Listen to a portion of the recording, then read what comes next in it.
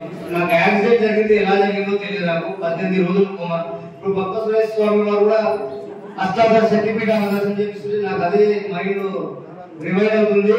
18 రోజులు నేను కోమాలో ఉన్నాను గ్లోబల్ హాస్పిటల్లో. అమ్మవారు స్వామివారు వచ్చారు. అప్పుడు నాకు అన్కాన్షియస్ గా ఉన్నాను, అంటే మధ్యంతో నేను చెప్పలేకపోయాను. ఇప్పుడు అర్థమవుతుంది.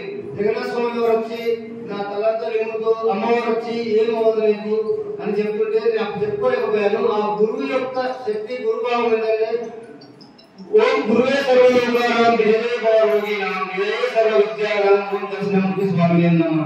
ఈ శ్లోకాన్ని నేను స్మరిస్తున్నాను. నాకు అర్థమైంది గురువు యొక్క ఆశీర్వాదం అంటే ఏమవుతుంది అని. ఈ కళ్ళ ముందు ఈ రోజు ఉన్నాను అంటే మా నాయన అంజయ్ గౌడ్ గారు, మా అమ్మ లక్ష్మణ్ బాధ్యత పుణ్యఫలం.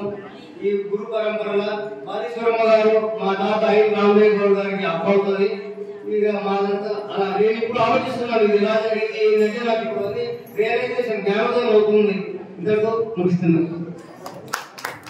ఇప్పుడు ఈ కార్యక్రమానికి సహకరించిన వాళ్ళందరికీ కూడా ధన్యవాదాలు.